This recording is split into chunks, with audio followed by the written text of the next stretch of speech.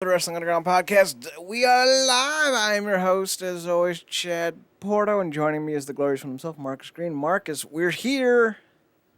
We're near. Get used to it. By the by, I saw a photo of Ellen DeGeneres as Homelander because they have the same hair.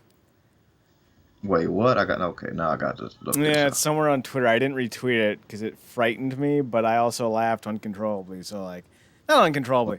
I had a hearty. So, it's worth mentioning, but not worth Oh God, retweeting. that's hilarious Yep. and incredibly creepy. And so accurate. So we're live. We're days removed of Elimination Chamber. Who won? Who cares? I've heard nothing but bad things about the show. But the Miz won the title at the end of the night, and Edge finally picked his WrestleMania opponent. So that's cool. I don't know. We're gonna be getting probably Edge and Daniel Bryan versus Roman and Jey Uso at Fastlane. That seems to be like the logical idea, considering Edge and Bryan kind of had that little moment on SmackDown last week or the week before, and Jey Uso is obviously involved with Roman. Now Edge is involved with Roman, so now we have a love quartet. Four strings of suck. So, I don't know. Marcus, is Edge v. Roman the way to go, or do you want a little Miz v. Bad Bunny? Who should main event WrestleMania? There's no way I'll ever advocate for Miz uh, and Bad Bunny getting the last spot for anything. But yeah, I mean, look, Edge, Roman. Look, we talked about it on the last show. Edge has potential one of the greatest comeback stories in a very long time in wrestling. But it's in juxtaposition of Roman, who was probably having a run of his career, and there's a prevailing thought amongst a lot of people. So I've seen that it's probably not the best idea to drop it off Roman. Mm-hmm. With everything he's been doing. So I think just for that potential drama and tension alone, um, and with just the concept of him going up against somebody like Reigns. I mean, he's a completely different monster from Orton. And by a completely different monster, I mean a far more entertaining one. Uh, and they've never, I don't think they've ever locked up like that. So to see Edge and him go, that's a fresh matchup, and I think it's an interesting one. And that was probably the best spear I've seen him deliver in a long time at the Chamber. So Yeah. that was cool. So yeah, but the Miz bad, but something's coming, but I don't care, and it shouldn't main event anything. Well, I do agree that I think it's going to be the main event. And honestly, I think this is a rare Rock main event, as in it doesn't matter who wins, because either way, you're going off in a good direction. If Edge loses, all that does is make Reigns even slightly more imposing, even though he's already pretty damn imposing. If Edge Yeah. wins, then you get to do the whole, it's been 10 years to the almost to the day that he retired and came back to win the title. Either way, you're walking out with a pretty good storyline, and either way, you're walking out in a situation where you're not in a position where someone's going to look bad. Reigns, I think, is at his peak in terms of malleability. A better way of kind of doing an analogy. That's what I'm looking for. When you build something tall, you want a firm base. You want to make sure the ground is evened out. You want to make sure the ground is solid. You don't want to build on anything too soft. And you want to make sure that you're building in the warm weather so that way when the foundation settles, you're not worrying about cracks developing. I believe we're past that point with Roman where if he loses, there aren't going to be any cracks, especially to an Edge. He's at this place where he can, I don't want to say start losing because that infers that he's just always going to lose. But he can eat a loss to Edge at WrestleMania, and I don't think it's going to hurt him. This isn't just like a new thing. Reigns has been doing this for nearly, 8 months now, 9 months now? It's not like when Mm. Bryan went and turned heel and had the hemp belt where he won it like the December or January and then lost it to Kofi 3.5 months later. We've solidified who Roman is on television, and a title or not isn't going to change his perception going forward. And I think one of the big things about Roman is that the longer he's in this character, the more opportunities you have to build up the family around him, and that will only help develop him even further as a top-notch villain. I think when we think about guys like JBL, when he finally got the title, he had that good 7-8 month run, lost the belt to John Cena, but then he never came back into the main event scene in earnest. He lost to Cena, then he was in the mid card with the U.S. belt, then he came back up to face Ray and lost, and he was the only guy Ray beat who was over 6 foot, so that didn't help JBL at all. Then he retired. I don't think we're going to have a situation similar to that with regards to Reigns. I think what we're getting with Reigns is not a JBL scenario so much as a Triple H scenario where even if Triple H lost the belt, he was always going to be sticking his nose in other people's business. And trust me, that wasn't that hard for him to do. He would just slightly lean forward and he'd be in about 6 people's business because he got big God nose. forbid he sneezed. God forbid he sneezed. Oh yeah, it looks like that scene from Jurassic Park where Lex got covered in bronchiosaurus snot. So I think Reigns can need a loss here, and it's not a big deal. And I think Edge can need a loss here, and it's not a big deal because for Edge, I shouldn't say for Edge, but for us watching Edge, I don't think it's so much about him winning the belt because I think with Edge specifically, we're past that need. It's more we're just glad he's back. Although if you're an Edge fan, I can absolutely understand why you would want to see him win the belt because let's be honest, Sting is 61, and I'm still hoping he wins the belt. Fucking just Scorpion Death Drop Kenny Omega and walk out with the belt. That's it. Just bam. That's how I'd book it. I was because I turn it back and forth between NXT and AEW on the Wednesdays. So on the last edition, apparently he got attacked by Cage. Yeah, he took a I was power like, bomb. oh no. I was like, oh no, get up. Help him up, Jesus! I was like, get him up. Because I'm like, if he's like he can't. In my mind, I'm just like he can't take too many bumps. So not saying that Cage is the freaking male version of Nia Jax or anything, but you know how it is. Just Sting even being back in any capacity like this, that's another form of a miracle because he's not too far off. And we talking about Edge, the Sting's not too far off in that way either. So. I completely agree. So, we'll see what ends up happening there. I think we're both in agreement, though. Even if Miz does go into WrestleMania as champion, which is a big ol' if, it shouldn't be Bad Bunny who he faces. But let's talk about the Miz for a moment because this is a thing that's now a thing. I think what they're going to end up building to is a tag team match at Fastlane with Miz and Morrison v. Bad Bunny and Damian Priest. It could be for a title, and I say this knowing that it's not always a great idea, but I wouldn't mind if it's a title for title tag team match. Damian Priest could pin, or Johnny Mundo, or whatever the fuck he's calling himself these days, could pin Damian Priest and win Bad Bunny 24/7 title, and Bad Bunny or Mad's Money or whatever his fucking name is would be like, oh no, Boricua. I don't speak Spanish. I know like 6 phrases. Donde está la biblioteca? Where is the library? Wait a minute. What's the 7? C. Ah, there it is. All right. That's it. C. Wait, 8. No. But you could easily see that being the case. They both win the belts or retain the belts, and then Miz goes into WrestleMania to face Bobby Lashley and Drew McIntyre in a triple threat, while John Morrison has to deal with Damian Priest and Bad Bunny. I think that's kind of the logical way to go. But Marcus, honest to God, I wouldn't be surprised if they do book Bad Bunny versus The Miz for WrestleMania. And I wouldn't be fucking surprised if Bad Bunny won. I can't put anything, I don't put anything past these folks at this point. Like you said, it's probably more believable, definitely with that tag team, both titles on the line scenario. Although, regardless of what happens with that title, it's always going to come back to black. and when I say black, I mean R-Truth. That belt was made.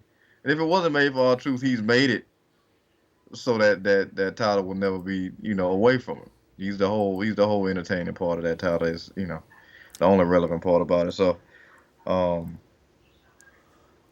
actually, now I'm thinking about it, him and Morrison could be a sleeper match. Mm-hmm. because basically has the body of somebody in their 20s. And Morrison, even with all his neck issues and whatnot, he's always remained in great shape, and he's underrated, even though he can't come back and seemingly been playing damn near the stunt double for me is, but whatever. Um, in terms of that main event, yeah, it's kind of lining up to be a three-way now that I think about it. And again, Miz is gonna find himself potentially main event at WrestleMania and the least most important person in the main event, and he's the Again. champion. Okay, ten Uh, 10-year gap, same old narrative. I appreciate the consistency, though illogical it may be. I am glad to see that they're finally booking Lashley like the monster that he is, similar to how we got him in Impact. Um, about time, but you know, I don't know if they're gonna pull the trigger on that either. It would be nice to see, but who knows? I just know that nobody was happy by the time he pinned uh McIntyre with that strap. But um, with what happened with Otis, they had to make the briefcase cash in, I guess, matter because they completely flubbed it when they gave it to Otis. So typical. like you've been saying all these years, it's a complete joke at this point. So It is, and honestly, I was thinking about this. When I saw that Miz won, it's another example of the WWE not doing their wrestlers any favors. You can point back as far back as you want and go, this briefcase idea has not made any new stars. It's a cheap pop kind of gimmick, and it actually hinders guys more than people think because we as fans are in this weird duality where we both know it's quote unquote fake and also want it to be real. So when guys don't earn quote unquote their way to a title win, we know this, we feel this, and we don't respect it. So when you see guys like The Miz win the way they did, we don't think, oh, yeah, what a chicken shit eating heel. Oh, man, he's so diabolical. We just think, okay, so you don't have any faith in him like we don't have any faith in him, so why should we take him seriously? So it doesn't matter how many times The Miz wins the title. Unless he wins it in an organic, authentic way, it's never going to have the same impact, no pun intended. And this isn't the first time. Like when you think about Edge, his entire run as a heel for the first time or two, it really didn't have the gravitas that it needed.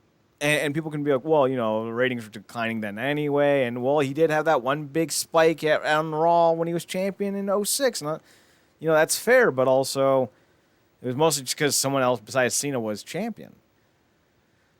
So the briefcase really doesn't help anyone. RVD, had probably the best cash in because he actually cashed in a match.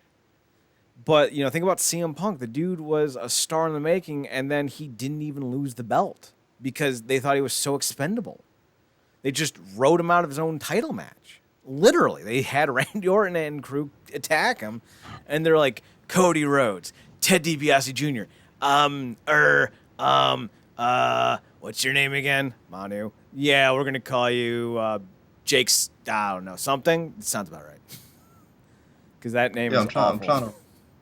I'm trying to say, did Rollins cash in at the end of that match or the He cashed in during the match, but it was near the end. Gotcha. So, and that didn't help Seth. That arguably, I don't want to say he had a bigger role as the Messiah because he wasn't even champion, but he at least had more gravitas to his gimmick by that point. So, it's again, the briefcase has always just been a cheap pop idea. Let's get the reaction, not the long-term payoff. And that's been the WWE's issue for years, that they don't think long-term anymore. They're so stuck in the past, they're actually borrowing from someone else's history with this Drew McIntyre, Bobby Lashley gimmick. Because they already did it before in Impact, when Drew had a better name of Drew Galloway. So, I don't know. This seems dumb, and I don't want to see it. Because I've already seen it. Look, like I said, man, I've appreciated, Drew, with him having to be the COVID champion, not really having anything significant lined up when he first got that strap, and kind of bull rushing himself through stuff, having to be saddled with Orton, and stuff, just everything. Like he's done a commendable job. But I think you go with Lashley now. You Hmm. know, um, the Hurt Business is one of the better things on the show. Thankfully, they haven't gone the route of because they love to put people together only to break them up. So they teased a little tension between Benjamin and Alexander. They haven't gone that route. Obviously, MVP is better served as a manager. I don't know how he got hurt, but it sure wasn't wrestling. So maybe that's even more of a sign that he needs to remain a manager. Well, he does. Um, He's a jiu-jitsu practitioner, so more than likely he landed wrong or rolled wrong during his jiu-jitsu training. gotcha, gotcha. But yeah, I still think he's better served as a manager. Obviously, he can fill in, but um, so yeah, put the title on Lashley. Obviously, he dropped the strap to the barefoot bastard. Um, but yeah, I think you pulled a trick on Lashley at this point. The Miz is what the Miz is when he was like he was when what that was back in '06, '09 or something. I think it was '09. Well, Um, when he won at WrestleMania, it was 2011, I think. okay, So it's been a yeah, decade. because yeah, it's been 10 years. I was about to say. So yeah, he's the guy to get it on the next guy, and then Miz is not the guy. So I've always appreciated the way he's been able to navigate those waters in WWE because he's been there for however many years now, and he's managed to maintain a certain level of steady momentum in terms of finding ways to be relevant when he had no cause to be at the time. So, but he's a transitional guy at this point. I would keep the belt on him until at least after WrestleMania, unless you make the change at Fastlane. And the reasoning for this is they both lead into the same rationale. If you take the belt off of him and put it on Lashley at Fastlane, then you go into WrestleMania against the same guy if you keep the belt off Lashley and keep it on Miz, which is Lashley v. Lesnar. I don't need it to be for the title. I don't care if it's for the title. I need Lashley versus Lesnar. I don't even need Lashley to win necessarily. Although if you're going to put the belt on him right after WrestleMania, the idea is that Lashley would win. But going in against Lesnar would really kind of shift the focus to Lashley. And I think that's what they need to do specifically because if Lesnar's not, because Lesnar hasn't done anything since WrestleMania last year. It's very likely we never see him in a WWE ring again. He's not even signed to a new deal anymore. So if he doesn't come back, then Lashley's the new Lesnar. That's fine by me. I think Lashley is like 16-3 in MMA or 16-2 or something like that. So he's got more than enough, legitimate clout. Plus, look at him. What did Lesnar used to say? He's a jacked white boy. Well, Bobby's the black version of that. Yeah, man. I mean, look, he's a vicious Kirby, right? Like He's a vicious Kirby. Do, do, like he's do, not the do, guy. do, do, Like do, do, to do. get to think that he was embroiled in a storyline with Lana doesn't seem that far long ago. Hell, even before that, this guy was in a storyline where what is Sami Zayn? What is his ethnic background? Israeli? No, Syrian. I think he's half Syrian, half white, or half Syrian, half Yes, Scottish. well, the Syrian half Scottish guy freaking brought three of his heavy quotation marks with both hands sisters who look like the people who didn't get picked for the Jerry Springer episodes on there. To go from that to Lana to now finally being dominant after all that time. And I think in the midst of that, or was this before that, having a littler black guy scream his name for for the full length of his matches. Now So that was actually great. I love Leo and Lashley. That was a great pairing. Although it did seem like an X-Men villain. There was an X-Men villain by the name of Tusk, if I remember correctly, and he had this little tiny version dude who would crawl out of his back. That's what Leo and Lashley reminded me. Like Lashley would just flex, and then Leo would fall out of his traps, just spring up, all yeah, covered in I goop. think I think that was one of the more cooler pairs they had. They just didn't know they didn't do them right. They didn't know what to like. It was weird, man. But yeah, for him to finally get in the spot that he's in is it's ridiculously late. But so is half the stuff they do if they do Mm-hmm. anything. cool at all. So it'll be interesting to see where they go with it. I don't necessarily like the fact that he had to drop the belt to Riddle. Maybe Lee was supposed to be in that spot, but yeah, we'll see what they do. The only reason why I didn't even bring up Lesnar because I don't even know if you bring him back without Heyman. Yeah, well, I guess you could bring him back with or without Heyman. Like, there's nothing that says Heyman can't have more than one client. Yeah, I mean, it just, I don't know. It just seemed like they're definitely solely honed in on Lesnar. And if they brought him back and Heyman, like, kind of veered off and just magically popped up with him, I would want something to be said with Reigns because Reigns, at this point, he's like the jealous, most popular girl in school type of vibe Mm-hmm. going on. So the minute you take your eyes off, like, he's basically what you call her from Stargirl. Cindy? Yeah, Cindy. He's freaking Cindy from Stargirl. Wait, Um, the boss's daughter, the villain's daughter. yeah, Okay, yeah. That makes sense. Dragon Face is villain, so all eyes on me. So I mean, you could absolutely bring him back without Heyman, but we know what the magic is with Lesnar, because God forbid he comes back, goes at Lashley and then has to cut a promo. Like I'm, it scares me, but I'm also interested to see what he says on his own. But I'm also scared to see what he says on his Just, own. just remember, Marcus, the greatest moment in Brock's career was not a promo, was not a match. It wasn't anything to do with even Heyman. It was when he started dancing with the briefcase like he was from a 1992 breakdancing movie. Electric Boogaloo 3, The Lesnaring. I mean, now that I think about it, you're right. His three best moments in the company that wasn't him killing somebody in the ring um, was Suplex City B, Yep. that horrific scream, and the beatbox thing. And none of those had anything to do with Heyman. Well, I would add two more, and I think the Scream gets replaced by one of these two. Although Scream is top five. Either Lesnar laughing at Taker and then Taker going "Arrgh!" back at him, or the brawl with him and Taker where where Lesnar screams, "I want to kill you," and Taker screams back, "You're gonna Yeah, have to."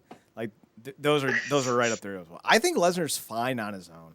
I remember his yeah. stuff in '03 and '04 with Eddie, and I didn't have an issue with any of that. I thought he was great with that. You're not fighting your demons, Eddie. You're fighting me. Like, oh, what a great line.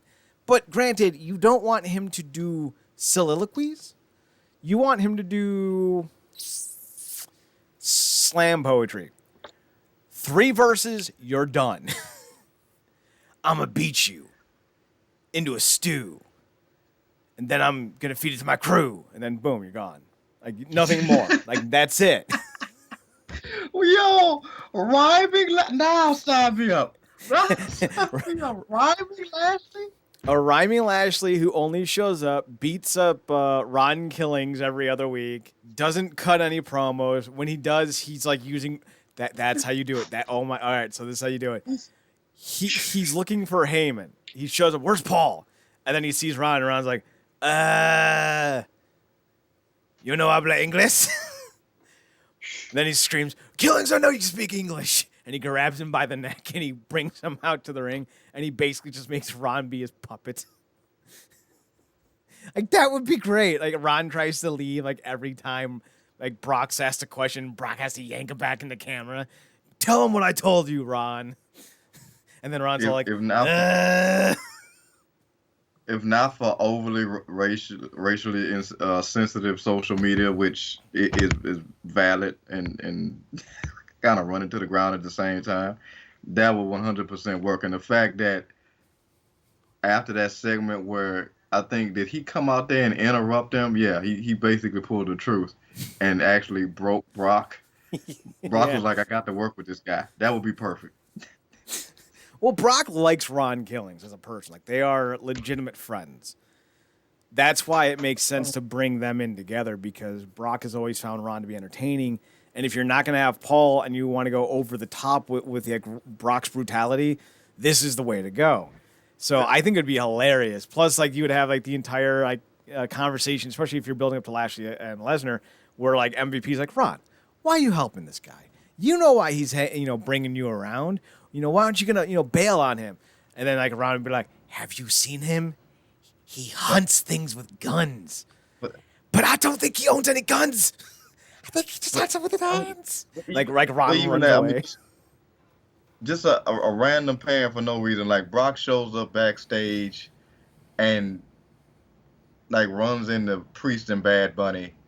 They have some crosswords. Brock does this thing, he smiles and then he gets straight face and then he kills. He knocks out Priest, drops Bunny. Truth shows up, gets the pin. Brock looks like he's about to kill Truth. Truth standing there literally minutes away from pissing himself, and then Brock just pats him on the shoulder and walks off. Then they just start doing stuff. And basically, all Truth is basically becomes his mouthpiece after that, going around telling everybody every week, you about to get got. Best friend Brock. That's the name of the storyline. Ron Killen's like, hey, have you guys met my best friend Brock? He's new. And then Brock will just be like, what do you mean I'm new? I've known you since '02. Or '01. I've known you for 20 years, Ron. I just met him the other day. And then Brock is just shaking his head like, oh my God. This is why freaking, oh my God. See, this is why me and Chad can't book wrestling. we couldn't book this. Like, cause now all Truth raps. He comes out, he's rapping. Brock has found a real boombox. With the hoodie up, and he's just whatever the hell that thing was that he was doing with his feet, just all the way down to the ring. Exactly. But 1 week, Truth is alone because Brock has, I guess, to get to the building late. He has a match for whatever reason at the 24/7 title, which makes no damn sense because that's the opposite of what the title's supposed to be for. He has a match. After the match, all the 24/7 idiots run down the ring and surround him, and then Brock's music hit, and they scatter like roaches. That wouldn't be too bad. I think that'd be interesting. Yeah, that works. Let's see. Let's move on down to the next story we got. Impact has finally announced that their title or their TNA title is officially back, so to speak. On Impact tonight, Scott D'Amore announced that the TNA World Championship is officially, once again, legitimately, excuse me, I have heartburn, a World Championship again. So here we are. Moose is the officially crowned champion. And I want to say, although I haven't looked and no one's specifically stated otherwise, I want to say that this will have a joint lineage to the Impact title in regards to when the title changed names. I think the belt lineage will split from that point on historically, but I could be wrong. It'll be interesting to see how they address this going forward. They might just keep this as a quote-unquote separate title and let it be its own new lineage, but I don't know. I like the fact that it's a real world title, although Dave Meltzer kind of spoiled, and I won't repeat it because I doubt you saw what Meltzer said. But there's a reasoning for why they made this a world title, and I don't want to get into it. But if you guess that it's going to involve something to do eventually with a Kenny Omega title match, because he's got 2 belts, then yeah, you might be onto something. But as regards to what happens next, they have a title match at what is it? Sacrifice, I think. It's gonna be Swan v Moose, and right now only the Impact World title's on the line. It'll be interesting to see if they add the TNA World title, make that a title for title match, which we thought was what they were building up to for Slammiversary. But we'll have to wait and see. Marcus Moose is now an official world champion, making Impact the first promotion I think ever to have 2 legitimate Black World Champions. It happened during Black History Month. I don't believe in fate, but I do believe in serendipity, and this is pretty serendipitous. Which is basically just a long way of saying coincidental. Look, as long-time TNA fans, we've had to believe in serendipity. Because any purposeful success has been so few and far in between in years prior that we've kind of just had to just like, it works and keep going. But yeah, I didn't even put that together. But yeah, that is brilliant. I mean, look, this is the best Moose has been in his entire run. These wrestlers are getting serious where like for the first time in their career they get abs. Like Moose is in that zone. Moose is, I think, 38, and he's finally got abs, which was about the same time James Storm finally discovered he had abs. And I'm hoping Eddie Edwards doesn't need another 2 years to realize that he used to, or could, again, although he never really had an ab, so to speak, he was just in a lot better shape. But yeah, you're right. Like, once you get serious and get them abs, all of a sudden you're a world champion kind of guy. Yeah, man, like this is the best he's been. All that work he's been, like I said, he could have been left in the dust when he was in that faction with Aries and Cross. And like I said, they let him. He kept the theme, and he's just continued to get better. And he picked up that, knocking off old TNA legends, and picked up that title. And they put a white strap on it, which is goes perfect. It's almost it seems like it's insane. That's not what they did the first time, but I digress. Um, he's done everything to make that title legit between the matches, between the promos, just everything. The presentation is phenomenal. He's got one of the best entrances in the company, um, if not the best entrance. And yeah, I think it's a smart idea. I just think it's hilarious that after all these years, the damn TNA, what that was, Legends title that went through various incarnations, and that Impact Grand Championship, of which Moose was a former champion. Now those titles are defunct, and he, of all people, has brought or helped bring that TNA title back into prominence. There's some full circle irony in there when it comes to Moose being the guy. So The Legends Championship, at least to the best of my knowledge, had 3 names over the course of its life, and the ugliest strap I've ever seen. What were those 3 names? that was the Legends. Mm-hmm. It was the TV. Mm-hmm. And then was it vacant? Nope. Although it was vacant for a while. They changed it right after 2009. I want to say, or the start of 2009. Any idea? Legends. It was in between the Legends and TV version.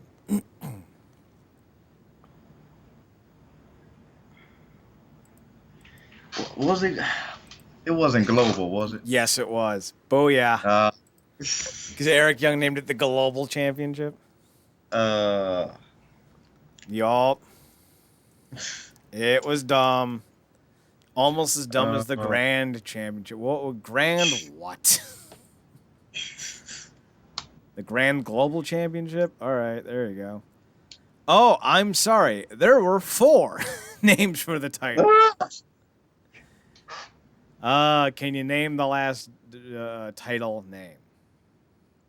oh my God. Okay. I'll give you one hint. We're rap. I'll give you a hint. It's actually a 2-part hint, but it's one hint. It was brought back during Jeff Jarrett's return to the company when they were doing the Global Force Wrestling brand, but it wasn't named the Global title.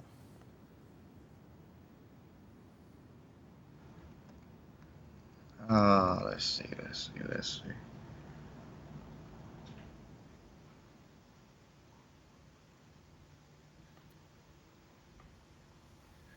Any thoughts? Any guesses? Global, Jeff Jarrett. Oh crap!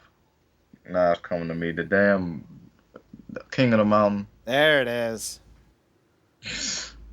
I completely forgot about that. That titles. That was the whore title of the. So counting holding the belt from Legends to Global, because the person who held it during the name change held it he was both he was the Legends champion when it became the Global Championship. So counting that reign, one person has held it in each of its 3 or 4 incarnations. Who was that person? Just throw a name out. He held technically both the global and Legends, then the TV, then the King of the Mountain. Any idea who it could be? First name that came to mind was Joe. Nope. It was Eric Young. Yeah. Useless trivia. Absolutely useless. Man, you should have. You should have dropped that as a quiz on as a thing on Twitter, but people would have just cheated. Yeah, and that's why I didn't. Because I'm not looking at you guys looking it up. So, yeah, no. Marcus, speaking of useless things in life, Michael Elgin's back. So is Austin Aries. What the ever-loving hell. So, pro wrestling company called Global Syndicate Wrestling had a premiere show on internet pay-per-view. It was $14.99. I don't know who was offering it. It may have been Fight, for all I know. The card featured some pretty big names. Richard Holiday from MLW, Elgin. There was Deanna Prazo, Kimberly, and then the main event featured Alexander Hammerstone of MLW and Austin Aries. So first we'll talk about Elgin, then we'll get to Aries here in a second. Elgin obviously was fired from Impact last summer when allegations of sexual assault emerged against Elgin. To this date, he's not been charged for anything. He's not been found guilty of anything. But he was still let go by Impact alongside Dave Christ and Joey Ryan. How do you feel about Elgin being back on TV? Yeah, there it is, Fight TV. How do you feel about Elgin being back on internet pay-per-view? Do you think he's got a revival in him? Do you think people have forgotten about it? What's your general takeaway? Yeah, even before I found out all the stuff about Elgin, he just never really clicked with me. But he's always been a guy that stood out, obviously, because of his size. And not a lot of people can do what he can do at his size consistently. At the level he does it at. So I've always had a respect for him there. But in terms of potential comeback status, notoriety, to me, I don't see like this big, huge comeback. Obviously, he's always been a guy that can put together some big time matches. But ironically enough, when we got guys now that have kicked it up to another gear, in my opinion, like what's his name? Freaking who am I trying to think about? The monster from Lucha Underground. Mil Muertes? No, Jeff Cobb's character. Yeah, Jeff Cobb. Yeah, that's when you got people like Jeff Cobb now, who was probably in the best shape of his career. Ironically, the guy that teamed with Elgin, who apparently he ran down, had some not so nice stuff to say about him.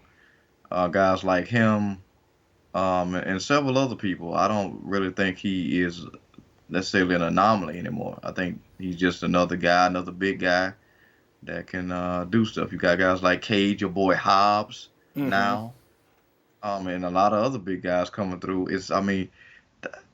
Shane, your boy Shane Taylor, is kicked it up another notch. And the guys that he's rolling with, those are some absolute monsters.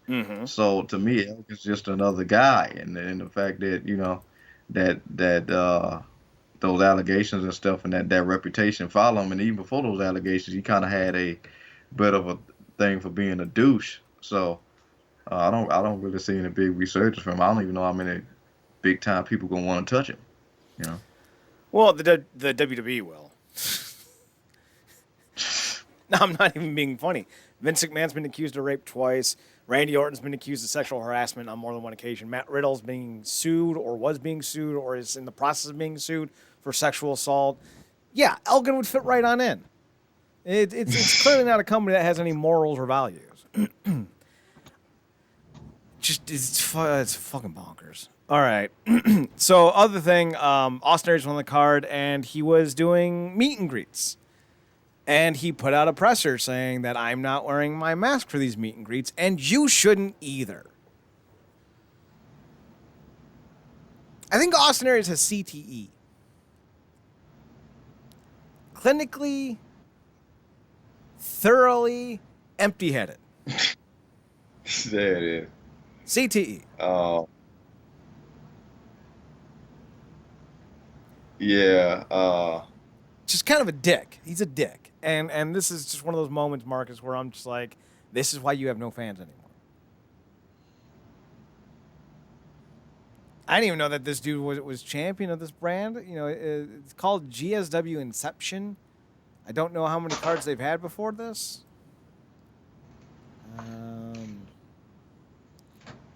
Let's see. Additional events. They seem to have had 2. So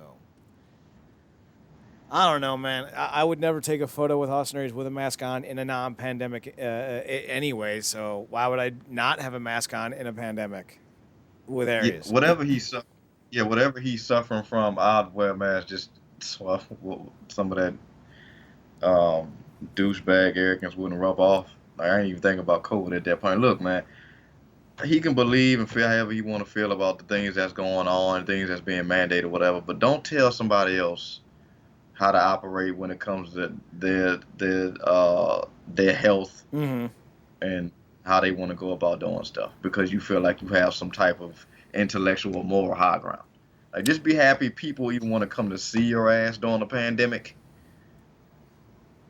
and just let them take photos however they want to take photos, man. You're charging them anyway, Yeah. so let the customer be right. Like, come on, man. Like, just sit down, man. Like, this ain't the time for that. To quote Ashley, just mind your business. It's not hard. Not hard at all. Next up, we got something I'm actually interested in from the WWE. So, I don't know. Otis and Gable is a tag team. I think Otis, for his size, is a really good worker. I think Otis has oodles of oodles of oodles of oodles of poodles of oodles of charisma. He may sound like a drunken Muppet, but Okay. charisma. I don't know what he's saying, but yeah. He sounds like a South Park character on steroids. So, he's clearly charismatic. He clearly can work. And pairing him with Chad Gable, who is arguably the best worker that no one really has any idea how to use except for me because I'm a goddamn genius, is kind of one of those things like it makes sense because it doesn't. It kind of reminds me, although not in styles, but it reminds me when they paired up Brian Kendrick and Paul London. There was really no reason for those two to be a tag team. You know, while they were both quote unquote high flyers, they were vastly different. Kendrick was not a top rope stunt guy. London was. So they had somewhat different styles, vastly different looks. They had no real reason to be a tag team other than 2 little guys who do the flippy doos. Yeah. It made more sense for London and Kidman to be a tag team because they were both shooting star press guys. They both were white with dark hair, although I think London might be like half Hispanic. Don't quote me on that. But, like, you know, they looked enough alike that you could be like, okay, they could pass as cousins maybe. But, you know, this Gable and Otis thing could actually be interesting if they do it right. So, you know, it's not going to be interesting because they don't do anything right. Marcus, if this was any other company with any other set of guys or any sort of writers who knew what they were doing, would you be optimistic or could you see some possibilities that exist with Gable and Otis? Or do you think that even with us writing this, that it would still turn out badly? No, man, I think that's a brilliant that's to me that's a secret sleeper combination. Gable gives you everything you need in a wrestler except the height. Mm-hmm. Maybe he can improve on some promo stuff, but you don't necessarily need. You don't need to be the Rock. Everybody's not the Rock. He gets by fine. I think he gets by far better if you know. I think most people get by far better in the company when they're not being written for. But I digress. But him and Otis, that's a unique combination. I mean, look, one of the best tag teams in Impact that probably don't get featured enough is Triple XL. Mm-hmm. like those boys can go. And they kind of remind me like, cause those are two guys like you just think they're big, you think they just go get in the ring and freaking roly poly oly 5 minutes, and then you see them, it's like no, these guys will knock you the hell out and look good doing it. And deceptively quick and like cock strong. So to me, it's how you use them. Like I said, you can make Otis the power silly guy and have Gable finish him off with the technical brilliance.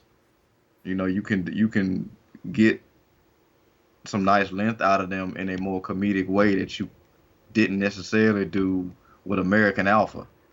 I mean, they was great too, but you could turn it. I mean, look, how many times have they put Cesaro with somebody? Because obviously we know how they view him, and just to put him with somebody, and it turned out like you had to. Obviously, they have the talent that you just got to let them go. So like I said, I think if we booked them, we could, obviously we could do the comedy side, and then we can have them killing people at the same time because it's like Gable has been there however long, and I still feel like they've yet to scratch the surface of what that guy can do. I You think know, I think one of the things that if you did, if we were doing this, the one thing I would do is take the comedy side away from Otis, at least initially, and just kind yeah, of set up a formula with them that would work. Basically, it depends on how you would want to do it. Either you start with Gable in the ring for 3 or 4 minutes where he's just wrecking people with joint locks and manipulations and takedowns and whatnot. Then he tags in Otis. Otis goes House of Fire for 90 seconds. Pin, win, done. Or you flip it. Otis goes House of Fire for 90 seconds. Gable comes in, then makes the dude tap because he's just been squashed by a 300-pound wrecking ball named Otis. But you'd make them a serious tag team. I think that would get them over, at least, in the interim. As you get them over again, maybe Otis is like, being berated by, Gable, like, you're worthless. No one likes you. You have no friends. Mandy's dating me or Liv's dating me. I don't know which one is dating you, but now they're dating me. And like this gets Otis all cranked up. And then over time, maybe, Gable's bullying Otis. But then, kind of like what they did with Impact with KM and Falaba, where, Gable starts to actually be friendly to Otis. And after you establish them as a tag team that can't lose, maybe you bring back Otis's more quirky personality. And I think that could be a lot of fun. But it would be a long year plus angle with them. I wouldn't just do it right off the bat, and I wouldn't just do it, where I'd bring in Otis's weird ass personality at first, because you need to reestablish Otis as a serious threat. The hope is that one day you get Gable to a Steve Blackman-like level, and Otis is more the Al Snow type level, where you get a lot of fun with these guys interacting with one another. But that needs to be built up to and earned, and not just dived right into. So, but I don't know if that's what they're doing. I don't know what they're planning on doing long term. But we'll see. We'll see. Next up, Marcus, and last up, at least as of right now. So Charlotte Flair's doing a storyline, or at least ended her father's storyline with Lacey Evans. Lacey Evans, legitimately pregnant. And then, she's at home now. Lacey and Rick, not Lacey and Rick, Charlotte and Rick had a conversation on Raw where Rick admitted that he wasn't the father to Lacey's baby. And then Charlotte sent her dad home, basically saying, I'm tired of being your daughter, or I'm tired of being seen as Ric Flair's daughter. I want to be my own woman. And I've said this before, and I'll say it again, because, man, I do love being a turtle, and no one is going to take you seriously as anything but your father's daughter as long as you continue to be known as your father's daughter. And now listen, you can change that whole gamut by dropping the figure four leg lock, by dropping your theme music, by dropping the robes, by dropping the woo, by dropping your name, and coming up with something different. Because as long as you basically are the female version of Ric Flair, and as long as you're chasing after Rick's 17 title wins or whatever it is you're chasing after, or 16 title wins, I should say, then that's all we're ever going to see you as. It's that thing. It's like, people are like, well, I wish you wouldn't see me as a mafia guy. I don't do mafia stuff. Okay. But you dress in exclusively expensive shirts or suits. You only ever eat at Italian pasta places. You say things like, don't ask me about my business. And, oh, yeah, you're in the goddamn mafia. What am I supposed to think at that point?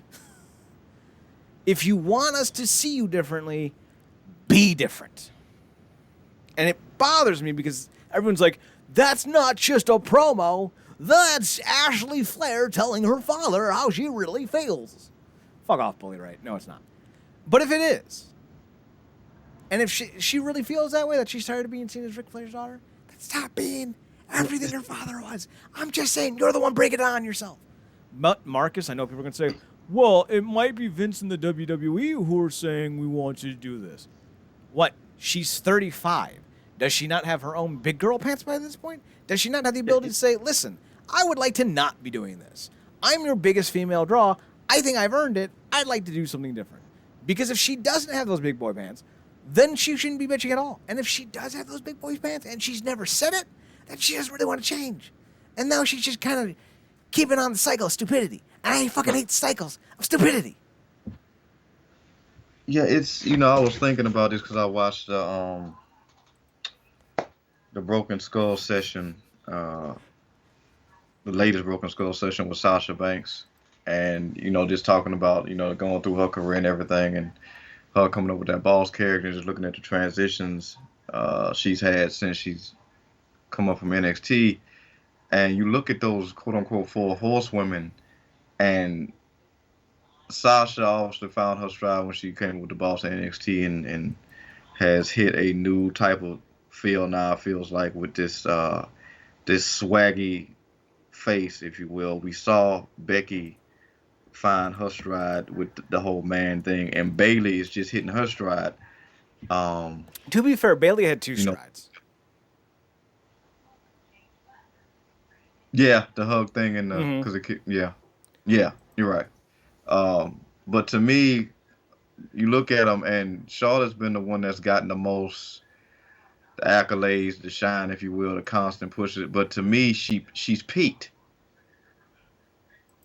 I wouldn't even say she's peaked. I'd say she's never popped.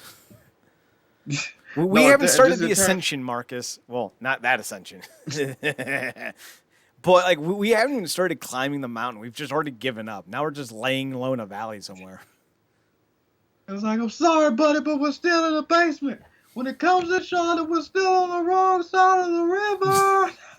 And we're not getting a boat. We're not moving. Hey, Becky, I've got all the belts. Hey, Charlotte, but you're on the wrong side of history. I can't do an Irish accent. Well, I can, but it would sound really mean. Or Jazz, like, what you doing? One she can't do. She can't do. Wait, hang on. I need to put something in my mouth. Hang on. Because Becky sounds like she's constantly got marbles in her mouth. We get it. You're talking over your tongue. And then Becky just goes, "Oh, really? Okay, all right. You either I can't do my accent. You either hear me or you hear him. Yeah. Okay. You. Honestly, to me, if it's like me or him, it's like I take a bullet right to the head. Like, you're both the worst sounding people. Like, that baby, that poor baby is going to have to listen to, do you want a bottle? Or, you want a bottle? Oh, my God. Like, the baby's just, like, crawling for the door. Like, let me out. I can't do this anymore. Why does the baby keep crawling for the door? Like, I'd rather be held by Jax. But, No, baby, stay where you are. No, baby, stay where you are. It's not that bad. Just L's all around. But no, man, I feel like she's peaked in terms of what that character is and can be. And getting to your point, like, this whole storyline just it encapsulates what she is when she's not constantly being pushed down our throats on every show, or just the directive of the women's is not completely around her and she's not the champion. They literally don't know what to do with her. Nope. This is why she's in a storyline with a father. And the sad irony is, regardless of what they have her doing about not wanting to be a father's daughter, like, we know her real personal narrative. She's getting to do and live the wrestling career that her brother would have wanted if he was still here. And she's getting to do it and using her father as, paying homage to her father because she loves him and he's a legend and all that. But if you're going to do a storyline where it's like I don't want to be your daughter anymore, and what is, and she probably doesn't feel like the character's stagnant, but it's been stagnant for a while now. Mm-hmm. So to me, the best thing to do would to literally be to go down that route of changing everything to get away from that flair of it.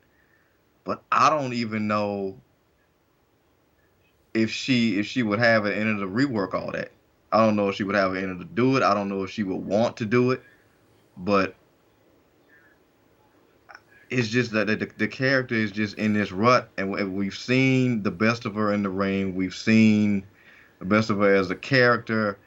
She's literally stuck in a rut. Like I said, there's some sad irony in the fact that she was the thoroughbred of those four, and to me, she's the one that needs to be put permanently back in the stable because everybody else, even Becky being at home, feels like they're running the track around her right now. And I don't know what you do because honestly, they don't have a great track record of changing up what works. Just looking at something like Alexa Bliss, she went from being a very popular, very unique, very interesting character to now just that nonsense with the black goop The and Fiend. and and she's all like, "Bleh, bleh, bleh." And it's like, great, cool. No one really wants this metaphysical, spiritual nonsense that you're doing. Just go back to dressing up cute. Like, I don't know. Fuck Bray. He's a terrible worker. He's also a terrible human being. He left his wife to knock up a 23-year-old. I'm just saying, let's have some standards here, people. I'll never get over that, honestly, at this point. He's always just going to be a piece of shit to me. What are you going to do? I don't think about. Do they still employ Bo? Yeah. Is he still? Jesus Christ. Yeah, he's still there. He's hanging out in catering. He's actually he's running a farm with I think Liv Morgan. I think. And he's getting Yes. ready to be a farmer when he retires, which could be next week for all we know. That that's like he may be the one thing that they could do to put even smaller interest back in this Fiend thing because they killed him when they sent him to Goldberg, unfortunately, and he's never recovered. Mm-hmm. Um To be fair, I don't have a problem with and that. it's sad. Yeah, I know. That's why I said Goldberg because I already know. I was like, look, man, there's Goldberg getting the win is no L here. Not even just Um, that. Goldberg getting a win and putting Bray Wyatt's entire legacy on the back burner of someone else's career. Love it. Like if it was like Drew McIntyre, maybe not so much. Or like if it's Keith Lee or Lashley, nah. But it's fucking. I was about to call him Braun. But it's Bray Wyatt. I don't give a fuck about that man. That man's a terrible human being. Fuck him. Fuck Randy Orton. Fuck Vince McMahon. Fuck Matt Riddle. Fuck them all.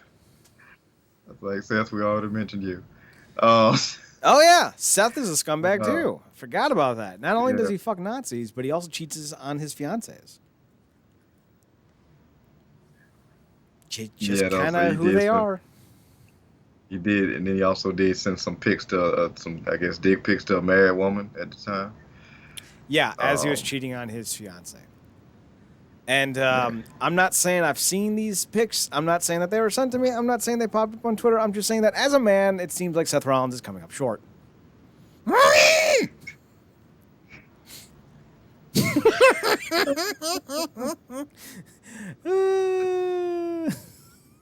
the Messiah, but you're there's something wrong with your Messiah. I mean, Listen, something wrong with your. if he's the Messiah, then anyone who packs a wallop that's more impressive than the Messiah should be feeling pretty good. So, Marcus, I think we're good. Although I can't speak for you, but I'll speak for me. I'm doing pretty good. Oh man. Oh man. And if you're not Yeah, packing more than the Messiah, then if you can bring that Austin Aries energy, then at least you got big dick energy, and that counts for something. I don't. See that, and this is gonna crack you up. Like anti-masker or little dick energy. Like, Marcus, it's a yes. It's not either or. It's just a yes. ah, One oh leads to man. the other. It clearly leads to the other. In which order is up to you. But it's one leads to the other. Either you got a little dick and then you're trying to look for something so you become an anti-masker, or you're an anti-masker partly because you got a little. But either way, you know, it's the chicken or the egg. Eventually, you know, one of them has to come first. Yeah, shout out to all the anti-maskers that also are condom advocates. It's hilarious. I Um, don't know many that are. But they are anti-whore unless you sleep with them, in which case they think you're awesome. But if you don't sleep with them, then you're a whore who won't sleep with them. It's a weird duality. these narratives. Yeah, but that's. I think we just kind of summed up that Charlotte conundrum, man. Like it's if she doesn't have that's the only storyline for that character. She's the champion that's dominating everybody, and if she's not the champion, she is in unaligned tag teams and just in the middle of a rut. Like she's not champion. She's stuck feuding with Lacey Evans in a pregnancy storyline featuring her father, who should likely not even be at the show. Yeah. What are you gonna do? For me, it's watching something other than this. Because this is a terrible product, and I feel bad for you. I feel bad for anyone specifically who watches this. It's not great. It's not great. Marcus, any final thoughts? Any other things that piqued your interest that you want to talk about before we move on and call it a night? No, to guess you wish a happy belated birthday to Gail Kim. Isn't that on a positive note? The absolute legend. Yeah. That was cool to see. And no, that's about it. Now, unless something came through the wire. Nope. Nothing that I think warrants any conversation, at least. So we'll be back next Tuesday around 10 p.m. again, as always, for another edition of Wrestling Underground. I was about to use the wrong name. Making an Impact, the other podcast I was about to mention, is on tomorrow, Wednesday nights at 9 p.m. So be sure to tune in for that. Although we might be preempted because I have to cover tomorrow's Cavs game, and if it starts at 7, then it will be something that I don't get to until after I'm done covering it. But if it starts later in the night, like around 9 or 10, then I'll be able to cover the second half of the Cavs game while also doing the first half of the Cavs game while also doing the podcast. So just stay tuned for updates. And Marcus, you can be found on Twitter at ParadoxKid, ParadoxKid. That's me. You can find him on his other podcast as well, The True Penny Show, TruePennyShow. They talk about New Japan stuff, so go check that out. You can find me on Twitter, Chad Nerdcorp, ChadNerdcorp, and on Instagram at Chad's Photo Hut. Yeah, that's about it. The Saturday shows will be up either tonight or tomorrow. I've been procrastinating getting them up, and I don't know why. I'm just kind of lazy. It's been a long couple months of work, and I don't have days off, so I just don't work as hard as I should sometimes. And what are you gonna? Hey man, you gotta take care of yourself. The work will be there. Yes, it will, but the money won't unless I work. The conundrums, Marcus. The conundrums. So, for Marcus Green, I'm Chad Porto. Thanks for tuning in. Thanks for checking us out. Thanks for giving us a chance. We'll be back next Tuesday for another edition of Wrestling Underground Podcast. Follow us on all our social medias, as well as go to the website realnerdcorp.com, RealNerdCorp.com. I think I said everything. So, Marcus, take us home. Good night, me.